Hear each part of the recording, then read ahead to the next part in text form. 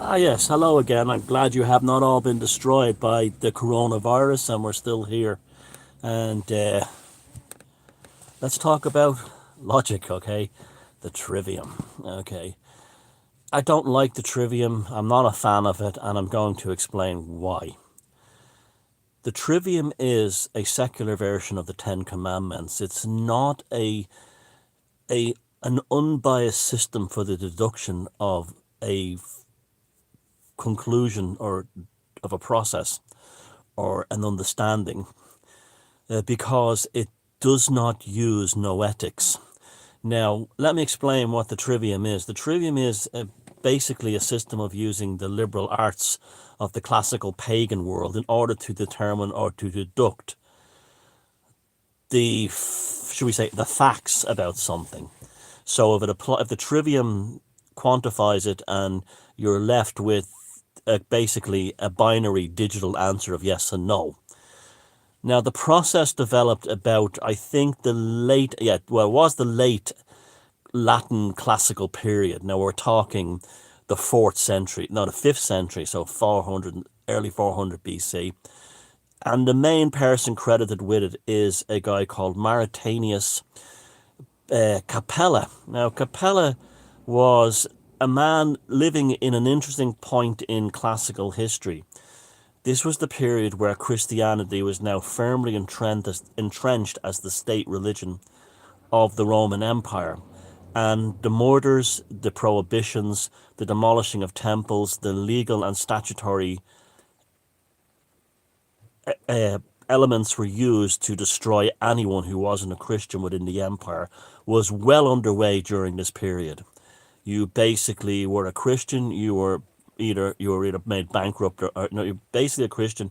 You were a sacred being among the Roman Empire. If you remained a pagan, you had no rights and no ability to survive within the socio-economic structure of the pagan of the Roman Empire at that time. Basically, pagans under the Roman Empire had the same rights as, say, Africans during apartheid in South Africa. But even more worse because there was actually genocide, so it was probably closer to what the Jews were experiencing in after the Nuremberg racial laws, the trajectory towards genocide. Now, that's the time it was a time of fear. It was a time of he's a pagan. I'm going to report him to the authorities. Now, this is the world that the Trivium developed in, and Mauritanius Capella was a classical scholar who had been schooled in Platonism and Platonic and Neoplatonist classical pagan philosophy. Okay, now the big difference between Neoplatonism and Platonic classical pagan philosophy is that the the pagan version of the classical philosophies incorporated noetics. Noetics is the same thing as insights. The eureka moment, eureka is a noetic idea, that not only are things quantified in the material structural world, but also within the voice of the gods, the noetics, the eureka moment. And this was central to classical pagan philosophy. This was why and this would have been also common through all pagan philosophies all throughout Europe at the time, and indeed all the world. We know for a fact, one of the few things we do know for a fact about the Druids is that they often solve problems in altered states of consciousness, and this was again through the kind of a proto-shamanic element. They would drink the blood of a freshly slaughtered oxen, and then they would go to sleep under an oak tree and then wake up with the answer. They would dream it. So it was like a psychedelic thing to take them into the shamanic worlds. So basically, the noetics would have been an element of shamanism preserved within the classical schools of pagan philosophy, arts, and science. Now, when Mauritanius Capella came along with the trivium, it was that but done for an Abrahamic mind. Rather, the elements of noetics was and insights and intuition and eureka was withdrawn and taken from it, and everything became a Ten Commandments like process. And this is why the Trivium appeals to a lot of people who are Christian fanatics, a lot of people who are in cults. See, only NPCs join cults, and so the Trivium appeals to them because they have no internal mind that deduces logic and sees pictures and takes care of things in terms of an understanding that derives from within the subconscious mind. Everything is processed from exterior sources, and the Trivium is beautiful for people like that. This is why so many people who are addicts and say potheads love the Trivium, because there's no internal world, because the dream states have been switched off and things like that. Now the Trivium uh, is great for a mechanical process in terms of the mechanical ordering and quantification of a process in order to deduce its final outcome. But human beings are not robots unless you're an NPC, a Pavlovian golem, or a meat golem. You're just not. We don't function that way in a normal sense. NPCs, of course, do. That's why the Trivium was central to things like communism and stuff like that. Now, Capella created the Trivium as we know it today in that world where there was witch hunts against pagans, where there was all kinds of needs to try and preserve Platonic and Neoplatonist philosophy within the jurisdiction of the Second Temple rabbinical Judaism that was taking over Europe at that time through edicts decreed by the Roman Empire. It would have happened around the same time St. Patrick's alleged, the Roman invasion of Ireland, around that same time.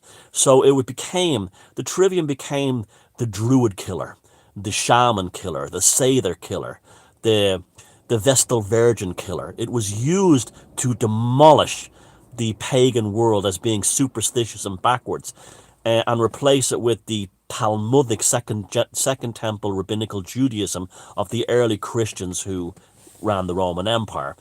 And this is why it remained so central in Europe after the Carolingian Empire. Prior to the Carolingian Empire, the Trivium was really not known or used much outside of classical sort of antiquities studying. It was not taken seriously. Whatever Charlemagne was, and that they instantly recognized the power of the Trivium in order to finish off the last of the pagans in Europe. And this is why it became so central to things like persecutions and the murders of pagan communities and later witch burnings. Now that was beautifully parodied in the Monty Python movie, The Holy Grail. I used it for my thumbnail for the picture yesterday. Who are you who was so learned in science, where they're trying to burn the witch just because they want to burn a witch? And Terry Jones, pretending to be a scholar, shows up and parodies the Trivium in order to prove that she is a witch because she doesn't float on water like apples. And that is exactly how the Trivium works. It is perfect for that kind of process because it does not take into consideration noetics and insights that would have been central to Neoplatonism and Platonic classical thinking. And therefore, it is a phenomenal tool for mass murder and genocide. Now, when the Carolingian Empire, there would have been monks using the Trivium when they, at the bloody verdict of Verdun. They would have, is it wrong?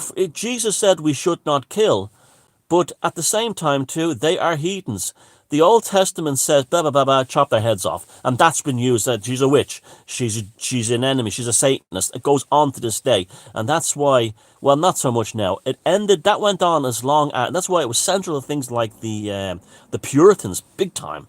And then it went out, their whole jurisdiction, judicial system was based on the Trivium. In fact, there's a very good film about, I can't remember the name of it, it's about basically a witch trial on a Finnish island in the time of the Puritans, when the Lutheran Church was really taking over. And the lawyer is not an evil man who's persecuting these people.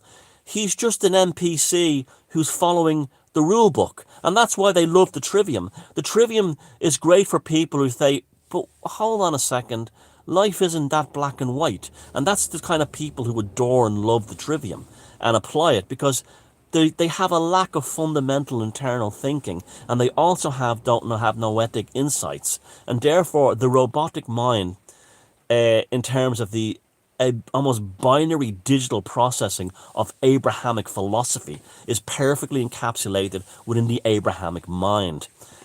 So therefore, that went on and on until the emergence of what we called natural philosophy. Natural philosophy was the proto version of the scientific method, the scientific revolution, and things like Descartes and all these other people were involved in it.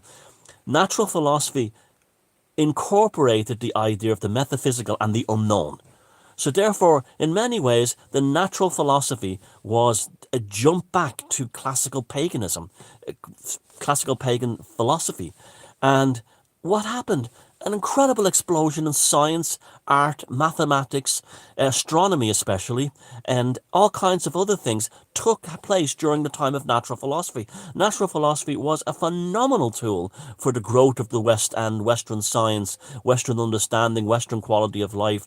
So many great things came out of it. And then the powers that be didn't like it and gave us replaced it with the scientific method, which completely removed, again, the noetic insights and the metaphysical aspects of this. It just became a binary process again. And in fact, in many ways, the scientific process is really not much more than the Ten Commandments for a secular mind. That's really what it is. You discard anything that does not fit in the chain of investigation. So, for instance, within classical pagan thought, if you were investigating something, you would have had a multi-strand approach to an issue. So you would have, it could be this, it could be this, it could be this, it could be this, it could be this. And as the process developed, you might say, well, it's not this, so we'll leave that out.